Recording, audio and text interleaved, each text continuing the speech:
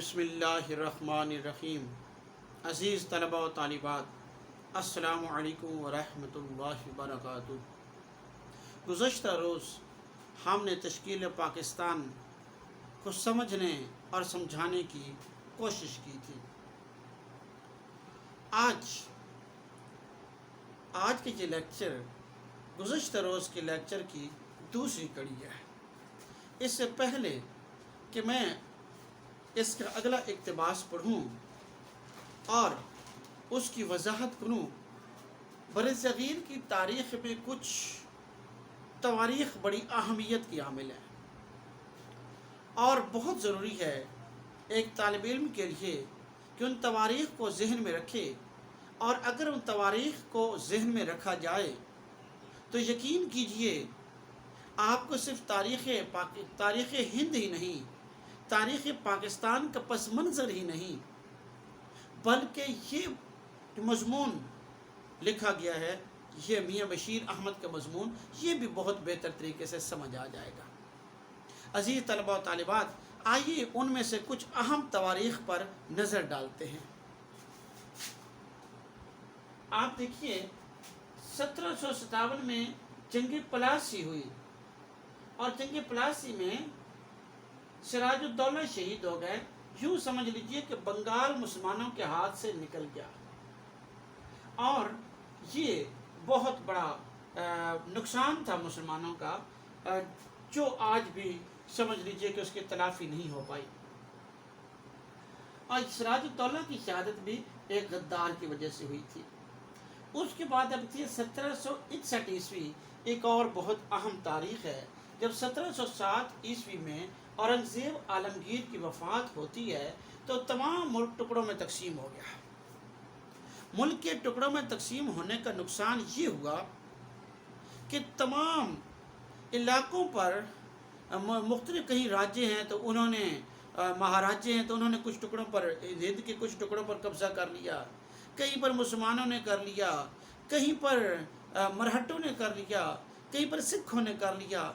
तो एक इंतशार और अबतरी की सूरत हाल पैदा हो गई और इस इंतशार और अबतरी में सबसे ज़्यादा नुकसान मुसलमानों का हो रहा था। मरहटे और मुग़ल फ़ौज से भागी हुए तमाम सिपाहियों ने बड़े बड़े जत्थे बना लिए और इन तमाम लोगों ने डाके डालने शुरू कर दिए।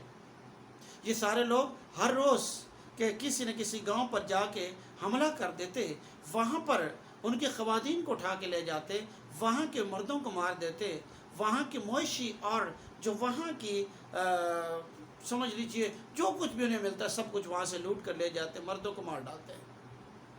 ये रोज़ का मामूल बन गया था।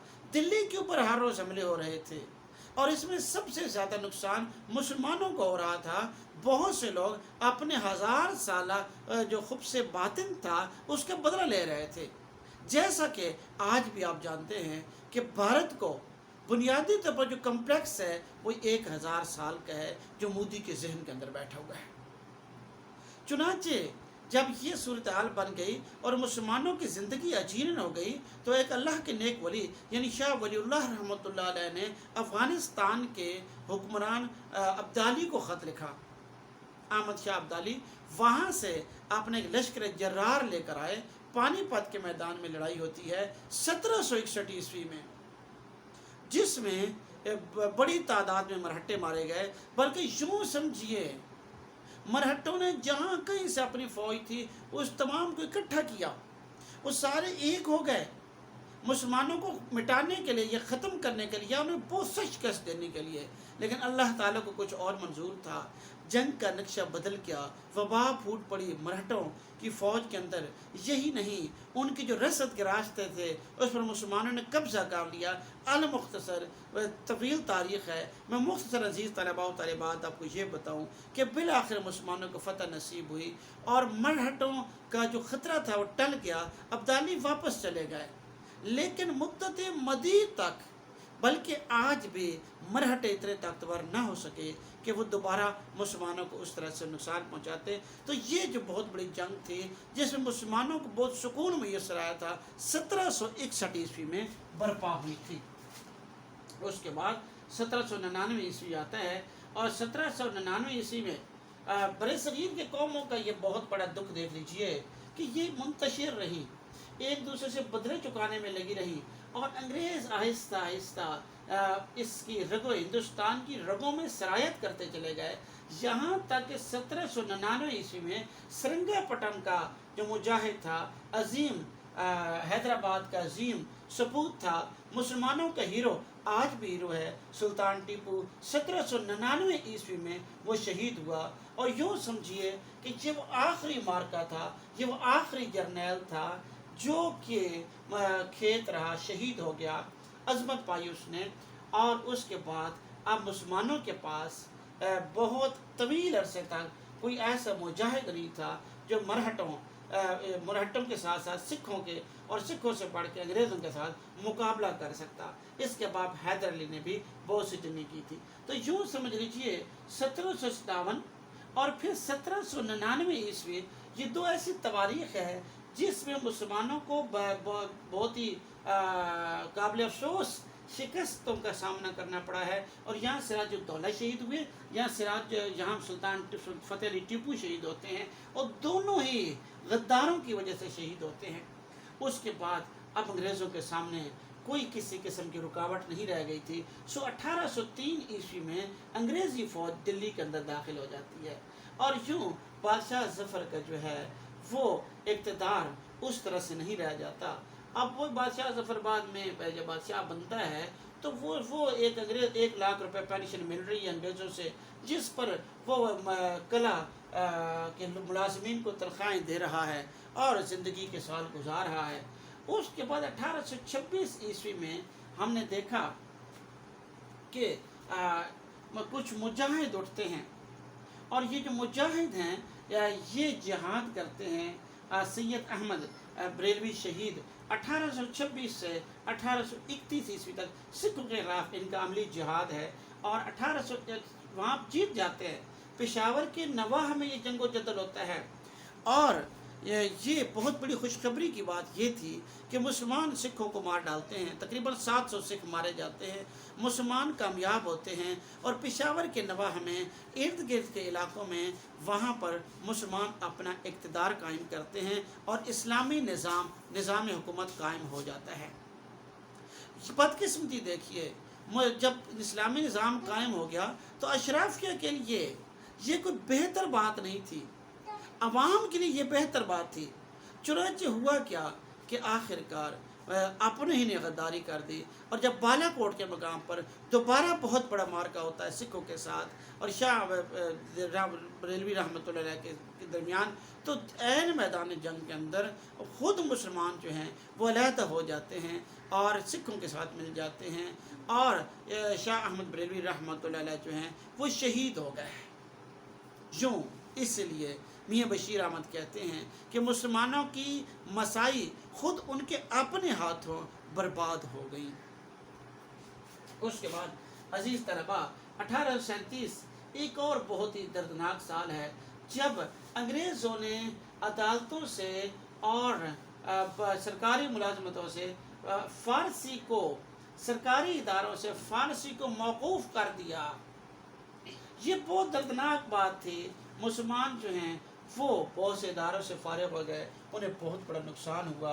और वो जंग जो 1757 से जारी थी, वैसे तो 1707 से जारी थी, औरंगज़ेब आलमगीर की 150 साल तक चलती रही थी। आखिर 1857 के अंदर वो जंग एक आखिरी कोशिश, आखिरी मार्का था जो मुसलमानों ने लड़ा है 1857 ईस्वी के अंदर। और मुसलमान जो हैं वो और हिंदू इन्होंने मिलकर ये मार्का लड़ा है। जंग आज़ादी नाकाम हो गई है, अंग्रेज़ों के जो पाँव हैं और यहाँ पर जम गए हैं, और फिर तकरीबन अगले 90 साल तक उन्होंने जुल्म व सितम रवा रखा है। जुल्म व सितम की हर कड़ी यहाँ पर उन्होंने रवा रखी है। अजीज़ तलबा, आप देखिए 1857 और फिर उसके बाद जो है 1857 का साल आता है, और फिर ये इसी दौरान आप देखते हैं कि सर सैयद अहमद ख़ान रहमतुल्लाह अलैह जैसा मुजाहिद मिल्लत जो है वो हमारे सामने आता है। और ये जो मुजाहिद मिल्लत है जिसने बहुत से महाजों पर कामयाबी हासिल की है, इस मुजाहिद मिल्लत ने बहुत से महाजों पर दोबारा से इस मुंतशिर और इस जवाल आमादा मिल्लत को जगाने की कोशिश की है। इस हवाले से इस मजमून के अंदर कुछ बातें की गई हैं। मसलन तहज़ीबुल अखलाक 1870 ईस्वी में ये छपता है। 1869 ईस्वी में सर सैयद अहमद ख़ान अपने बेटे सैयद महमूद के साथ मिलकर इंग्लैंड का दौरा करते हैं। उनके साथ सैयद अहमद भी है। ये लोग मिलकर इंग्लैंड का दौरा करते हैं। बेसिकली स्कॉलरशिप मिला था सैयद महमूद को, और ये वहाँ पर जाते हैं। सर सैयद वहाँ की कौम को देखता है, वहाँ वो लोग कैसे तरक्की कर रहे हैं, उनकी तहजीबी हालत कैसी है, वो किस तरह से आगे बढ़ रहे हैं। चुनांचे सर सैयद वहाँ के तालीमी इदारों को देखने के साथ साथ दो रसायल को भी देखते हैं, जिसमें से एक स्पेक्टेटर है, एक टेटलर है, एक एडिसन का है, एक स्टील का है। और ये दोनों जो रसायल हैं ये बरतानवी समाज को मुहज़्ज़ब बनाने में, तरक्की देने में, आगे बढ़ाने में बड़ा अहम किरदार अदा कर रहे हैं। चुनांचे 1870 ईस्वी में जो टेटलर और स्पेक्टेटर है, इसके ततब्बो में सर सैयद अहमद ख़ान तहज़ीबुल अखलाक का इजरा करते हैं। तहज़ीबुल अखलाक ने एक मुद्दत दराज तक इस कौम की जो तहज़ीब है वो की है। उसके अंदर बहुत से मज़ामीन छपते रहे हैं। उसके ज़रिए कोशिश ये की जाती रही है कि इस कौम की तहज़ीब की जाए, इसको संवारा जाए, इसके अंदर जो है इस एहसास उभारा जाए कि वो पढ़ना शुरू करें, वो मेहनत करना शुरू करें, वो नए सिरे से उभरें। तो ये तहज़ीबुल अखलाक इस तरह के मज़ामीन हुआ करते थे। 1870 उसके बाद सर सैयद ने तहज़ीबुल अखलाक के साथ MA स्कूल बनाया, और सर सैयद जैसा कि चाहते थे 1877 ईस्वी में यही MA स्कूल जो है मोहम्मदन एंग्लो ओरिएंटल स्कूल, ये अलीगढ़ कॉलेज की सूरत में 1877 ईस्वी में मनसा शहूद पर आ जाता है। और अलीगढ़ कॉलेज की जितनी खिदमत बड़े सग़ीर के मुसलमानों के लिए को पहुँचाई गई हैं, जितनी इस कॉलेज ने खिदमत अंजाम दी हैं, शायद ही कोई इदारा बड़े सग़ीर के अंदर इतनी खिदमत अंजाम दे सको। मुसलमान पढ़ने पर आमादा नहीं थे, वो तकफीर के फतवे दिलवा रहे थे।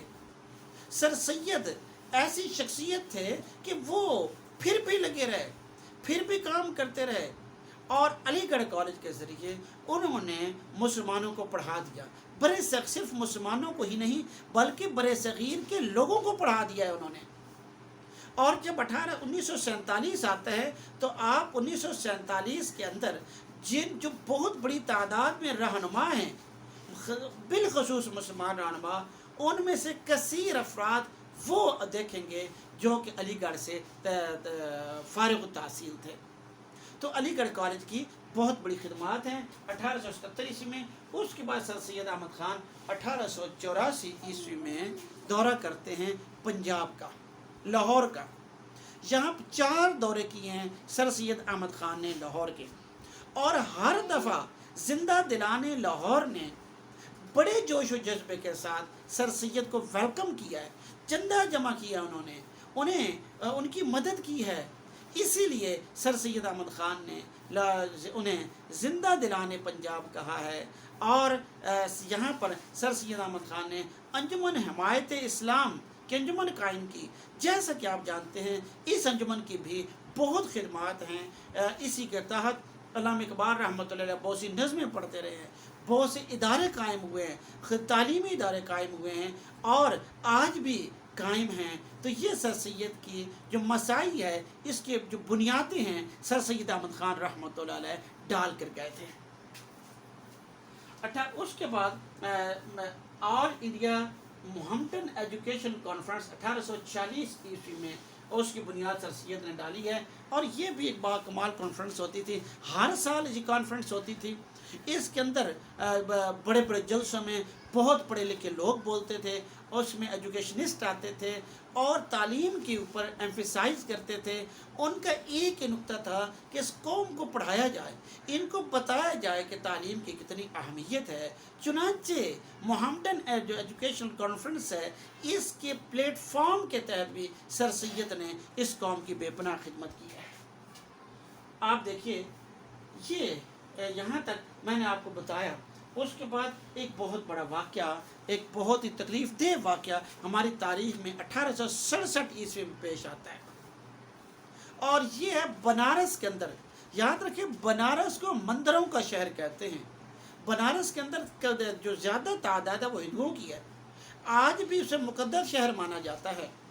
تو وہاں پر مسلمانوں اور ہندوؤں کے درمیان جھگڑا ہوا، لڑائی ہوئی، کس بات پر؟ اردو اور ہندی کے اوپر۔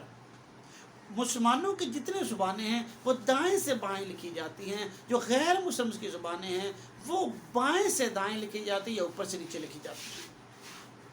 اور جھگڑا یہ تھا کہ جو ہندو تھے وہ ہندی کو یا دیوناگری رسم الخط کے تحت جاری کرنا چاہتے تھے، جو مسلمان ہیں وہ چاہتے تھے کہ اردو جو ہے اسی کو رائج کیا جائے، نوری خط نوری نستعلیق کے تحت کے ذریعے سے لکھا جائے۔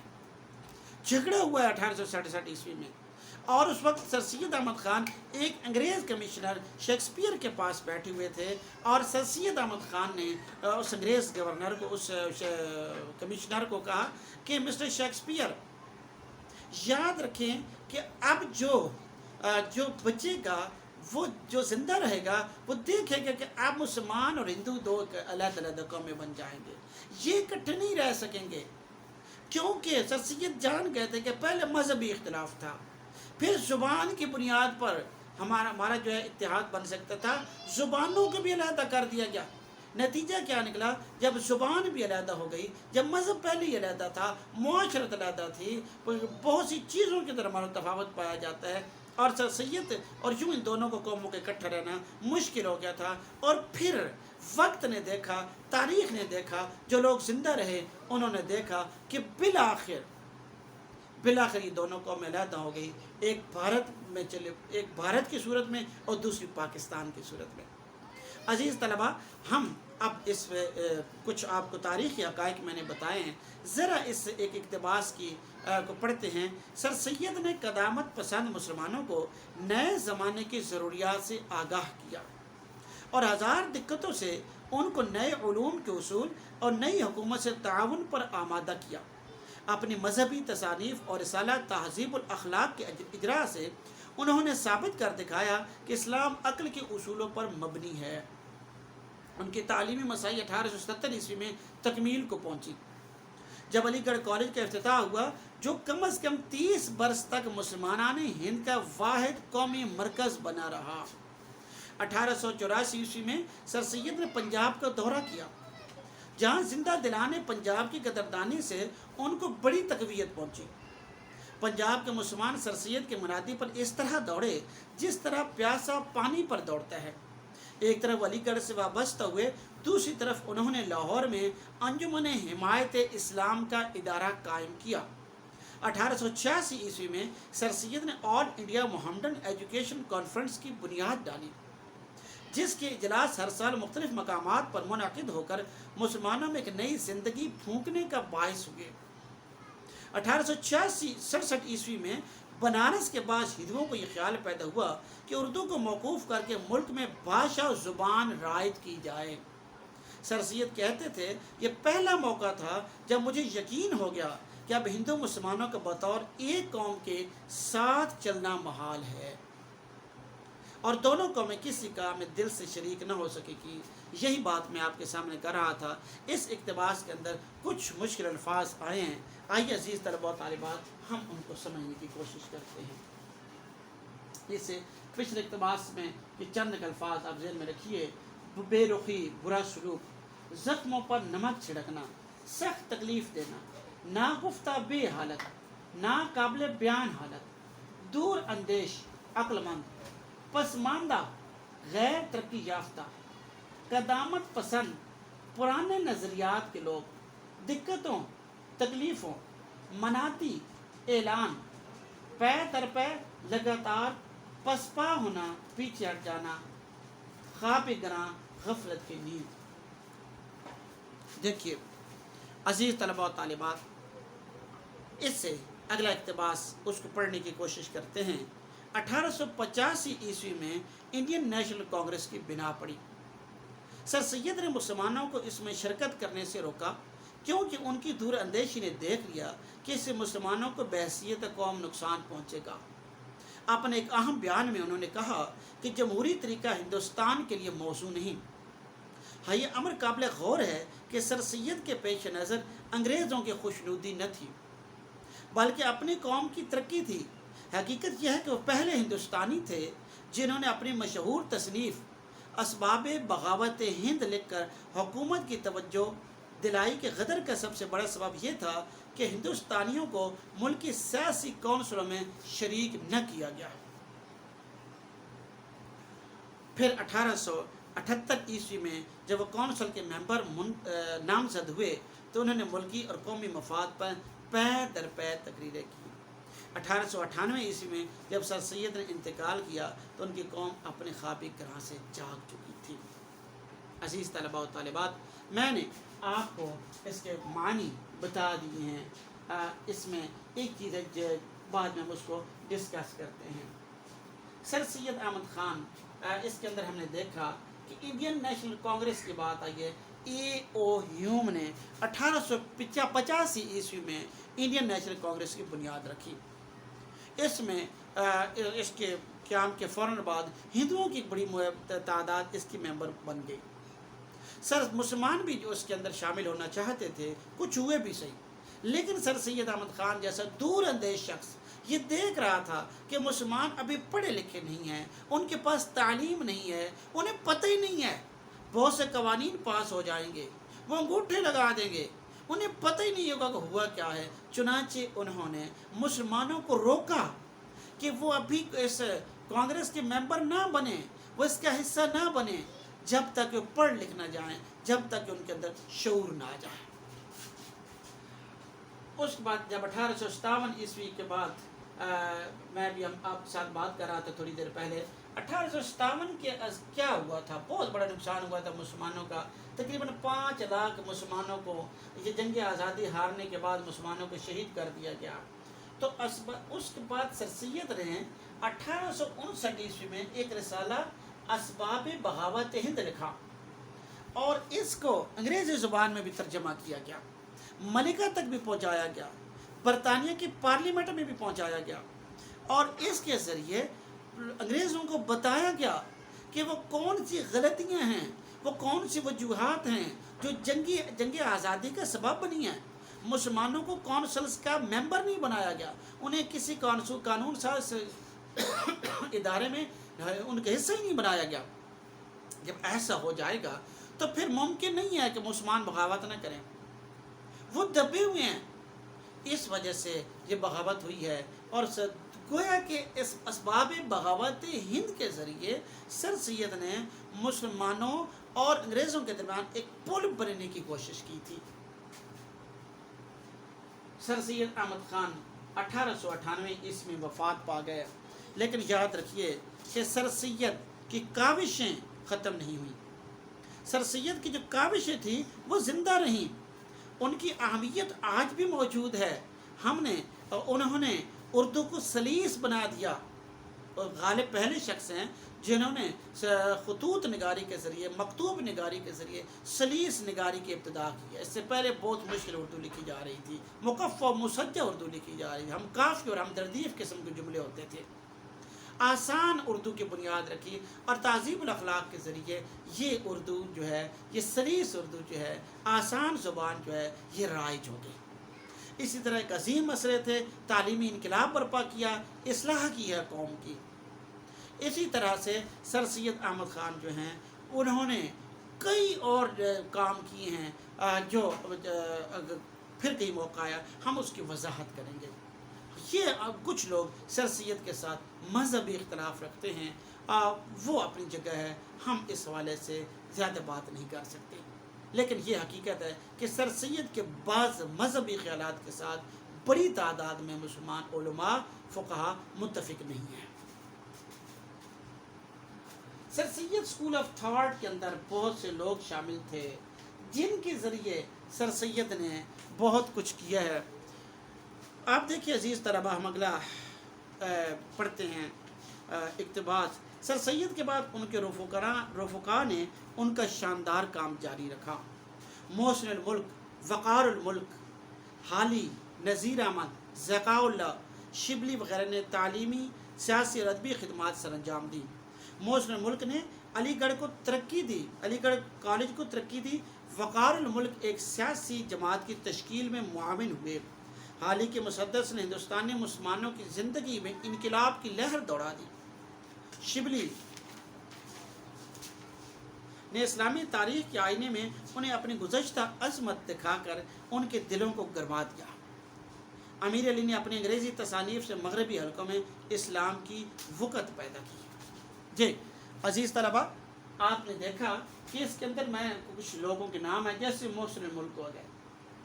محسن الملک کا نام تھا، جو صحیح نام تھا وہ تھا سید مہدی علی خان، اور یہ بعد میں سر سید کے بعد سیکرٹری رہی ہیں علی گڑھ کالج کے، اور بعد میں انہی کی مساعی سے علی گڑھ کالج جو ہے 1920 عیسوی میں مسلم یونیورسٹی علی گڑھ بن گیا۔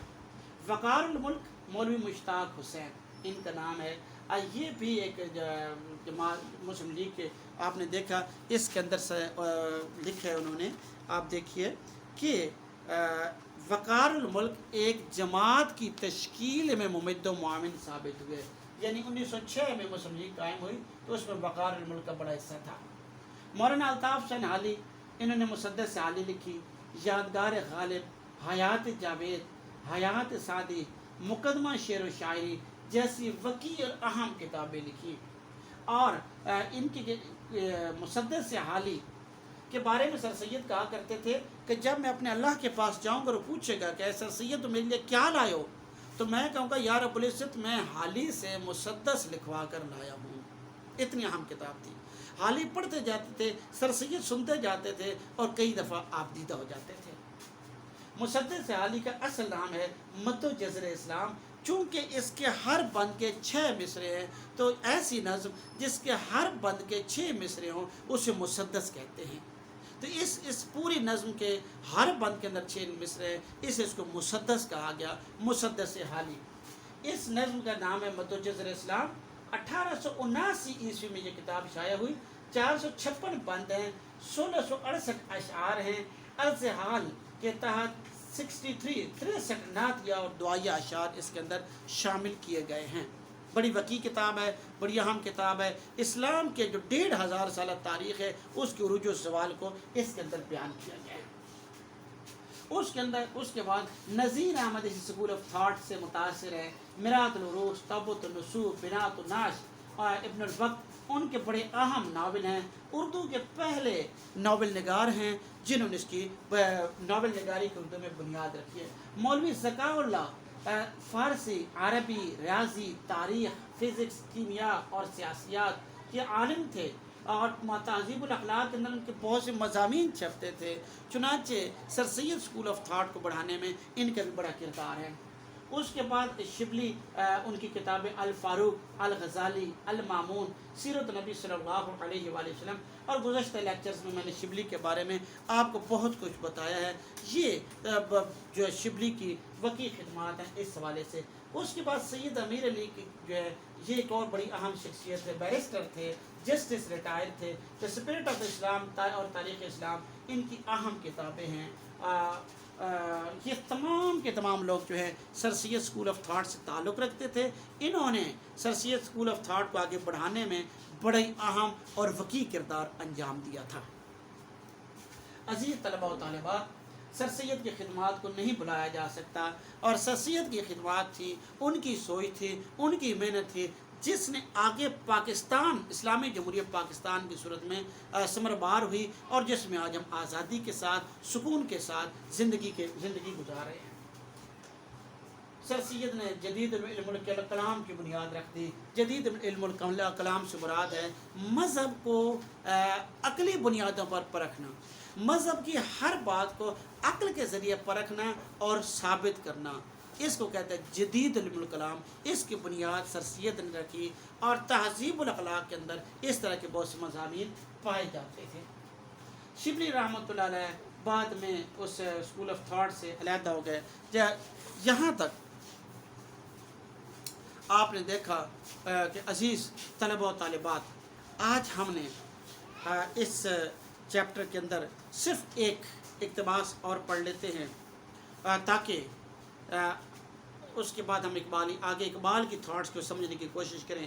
آج ہم نے سر سید کی تھاٹس کو سمجھنے کی کوشش کی ہے.